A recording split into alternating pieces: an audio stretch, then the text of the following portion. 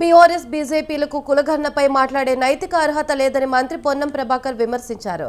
కాంగ్రెస్ ప్రభుత్వం చేపట్టిన కులగణన దేశానికి మార్గదర్శకమన్నారు. మొన్నటి సర్వేలో పాల్గొనే వారు కేసీఆర్, కేటీఆర్, హరీష్ రావుకు ఫాములు పంపుతున్నామన్నారు. తాము ప్రణాళిక సంఘం ఆధ్వర్యంలో కులగణన సర్వే చేశామని చెప్పారు.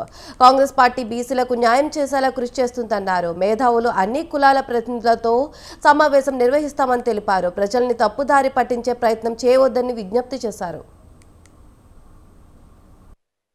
వచ్చిన తర్వాత సుప్రీంకోర్టు తీర్పును చదివి వాళ్ళు అడిగిన దాని ప్రకారంగా నిర్ణయం జరగాలి, సమాచారం సేకరించాలంటే ఆ సమాచారానికి సంబంధించి మనం నిర్ణయం చేయలేము.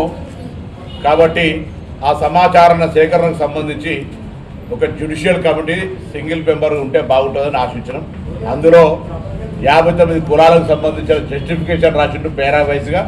దాని ప్రకారంగా మేము ఏకసభ్య కమిషన్ ఏ జడ్జి రిటైర్డ్ జడ్జి ఇచ్చిండో దాని లోపల ప్రభుత్వంగా మేము ఎక్కడ జోక్యం చేసుకోవాలి, ఎవరికి అన్యాయంగా కానీ ఎవరికి వ్యతిరేకంగా కానీ మార్పులు చేర్పులు మేము పార్టిసిపేట్ చేయాలి. ఇది సుప్రీంకోర్టు తీర్పు వచ్చిన తర్వాత సుప్రీంకోర్టు తీర్పును చదివి